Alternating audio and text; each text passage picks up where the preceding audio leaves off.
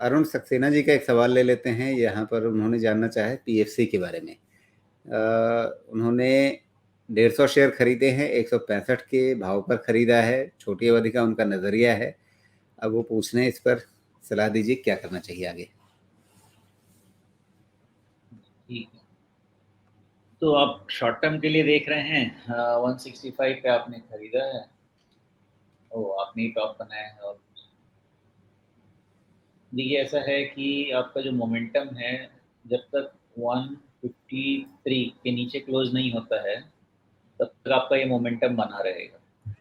अब एक चीज़ और भी है इसमें, जो प्रॉफिट बुकिंग शुरू हुई है 160 के नीचे अगर क्लोज हुआ तो प्रॉफिट बुकिंग और तेज होगी, और उस केस में 154 तरफ तो आराम से जाना चाहिए। मुद्दा ये है कि 153 के नीचे क्लोज होना शुरू नहीं करे, फिर मोमेंटम चला जाएगा, इसका तकलीफ होने लगेगी। ओके, तो इस चीज़ का ध्यान रखिए। और चूंकि बहुत तेजी से इसमें मोमेंटम आया है, तो सपोर्ट 153 पे आएगा या वो ब्रीच करके 50 डीए में 150 के आसपास टेस्ट करेगा, उसकी क्लैरिटी अभी नहीं मिलेगी, क्योंकि जितने मोमेंटम से ऊपर गया है उतने मोमेंटम से नीचे भी आएगा बिलो 160 ऑन क्लोजिंग। ओके, तो सपोर्ट कहीं ना कहीं 150 से 154 के रेंज में आना चाहिए। वो आने के बाद वहाँ पे इवेल्युएट हो पाएगा। एग्जैक्ट क्लियर सपोर्ट इसका मेरे दिमाग में नहीं है। इतना क्लियर है कि 160 के नीचे हुआ तो आपका जो प्रॉफिट बुकिंग है और इंटेंसिफाई होगा अप टिल 154 और maybe even up till 150, then fresh analysis. बाकी कहने के लिए इसका ट्रेंड अप है। कब तक अप है हम तो 50 डीएमए से ही मेजर करेंगे, तो जब तक उसके ऊपर सस्टेन करता है तब तक ट्रेंड अप। 50 डीए में 50 दिनों का मूविंग एवरेज अभी 150 के आसपास है। जब तक उसके ऊपर है तब तक तो ट्रेंड ऊपर है, लेकिन ट्रेंड ऊपर रहने से इनको कोई खास मदद नहीं मिलेगी। 165, क्या खरीद भाव कुछ गलत हो गया इनका? 100% गलत है ना, वही तो मैंने बोला कि आपने ही हाई बनाने में मदद की है। तो उतने मोमेंटम में पता नहीं, वो इंट्राडे ट्रेड आपने करना था तो कर सकते थे, लेके जाने वाला ट्रेड तो घर पे था ही नहीं। अच्छा, तो अब जो कहते हैं कि in the hindsight everybody is wiser, तो मतलब अतीत में झांकें तो हर कोई बुद्धिमान हो जाता है। थोड़ा उस चीज़ को साथ में रखते हुए भी कि हमें अतीत में झांकने का मौका मिल रहा है, अगर इसके चार्ट को आप देखना शुरू करें पिछले साल अक्टूबर से ही, जो चाल इसकी बनी है, इस चाल को कहाँ पे पकड़ना चाहिए था, जहाँ पर आपके हिसाब से बहुत साफ-साफ संकेत आने लग गए थे कि अब इसकी चाल बढ़िया हो रही है, वहाँ पर खरीदते तो ये जो धर्म संकट अभी दिख रहा है वो नहीं होता? ये, अगर मैं इसको थोड़ा डिटेल देखने की कोशिश करूँ तो 120 पे एक क्लैरिटी आई थी नवंबर 2022 में कि इसमें राइज आएगा। ओके, और 120 पे आएगा मतलब कि 100, मतलब 20% का आपका रिस्क है। उसके बाद इसका अपसाइड क्लियर था, लेकिन जो 146 पे हाई बना ना, उसके बाद से इसके जितने भी हाई बने हैं वो ट्रेडेबल हाई नहीं है।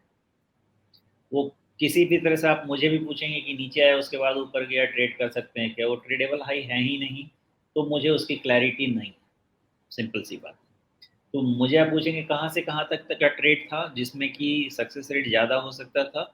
120 से 146 का जो ट्रेड है वही इसमें हाईएस्ट सक्सेस है। बाकी वाले जो ट्रेड हैं वो आप ये समझिए कि जो इंट्राडे या आवरली चार्ट वाले जो हेल्प में हैं, उनसे आप हेल्प लेके ट्रेड कर सकते हैं। पोजिशनल में फिर दूसरा यही कर सकते थे कि चूंकि एक बार फिर से 147 के ऊपर निकलने की कोशिश कर रहा था, तो आप 130 वाला सपोर्ट लेके उसको ट्रेड कर सकते थे, और वो सक्सेसफुल हुआ भी है। बिकॉज भले ही आप देखें 160 जाके उसके बाद करेक्ट होके आया है 132 तक, लेकिन जो बॉटम है 130 का वो टूटा नहीं है। तो अगर वहाँ चांस लिया भी जाता, हालांकि मेरे जैसा इंसान तो चांस शायद नहीं ही लेता, लेकिन अगर लिया भी जाता तो भी ये ट्रेड आपको प्रॉफिटेबल ट्रेड बन के आ सकता था। तो 130 के स्टॉप लॉस से आप वेट कर सकते थे। वो जी। थोड़ा लो सक्सेस रेट ट्रेड, लेकिन वो भी हो सकता था। उससे ज़्यादा तो अच्छा, इसमें कुछ। मान लीजिए आपने 120 के ऊपर 122, 125 कहीं भी अगर खरीदा हो, तो इसमें पहला एग्जिट पॉइंट कब आपके हिसाब से बनना चाहिए था? ये सारा हम डिस्कस इसलिए कर रहे हैं, अभी आपको यहाँ पर अरुण जी कोई इससे मदद नहीं मिलने वाली है, लेकिन किसी चढ़ते हुए शेयर में कब प्रवेश करना है और कब फायदा लेकर के निकलना है, इस चीज की एक केस स्टडी के रूप में हम इसको थोड़ा और डिटेल में देखने की कोशिश कर रहे हैं। तो सुमेश, 120 से 25 के बीच में कहीं भी खरीदा हो, उसके बाद एग्जिट स्ट्रेटजी पहली कहाँ बनेगी? 140 पे बनी, जब 146 होके 140 के नीचे आने लगा, 140 के नीचे दिन क्लोज हुआ, वहीं पे इसका एग्जिट डिफाइन हो गया। जी, चलिए, तो उसमें इंडिकेटर या देखने वाली कौन सी चीज थी जिसके हिसाब से मतलब इसके स्टडी के हिसाब से अगर कोई आगे किसी दूसरे शेयर में काम करें इसी तरह से, तो वो किस चीज को देखें कि हाँ भाई अब ये जो चाल बनी थी ये पूरी हो रही है?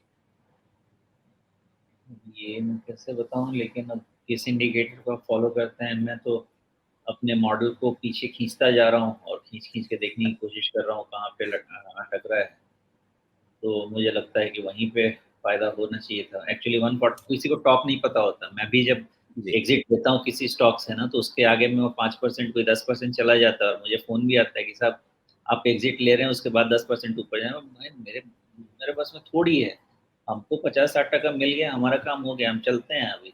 उसके ऊपर जाता है तो जाए, लेकिन मॉडल कभी टॉप नहीं बताएगा ना, मॉडल ये बताएगा टॉप बन गया है। टॉप का कंफर्मेशन ऊपर से 5-10% नीचे ही मिलता है ना, तो उस हिसाब से मॉडल से फिगर आउट कर सकते हैं। जी।